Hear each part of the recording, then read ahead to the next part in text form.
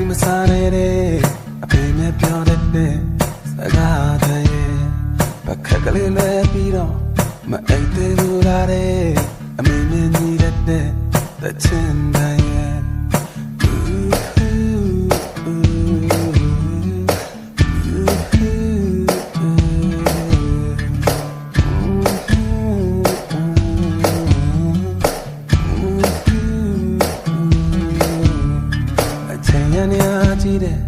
ရောက်ခဲ့ရလင်းခဲ့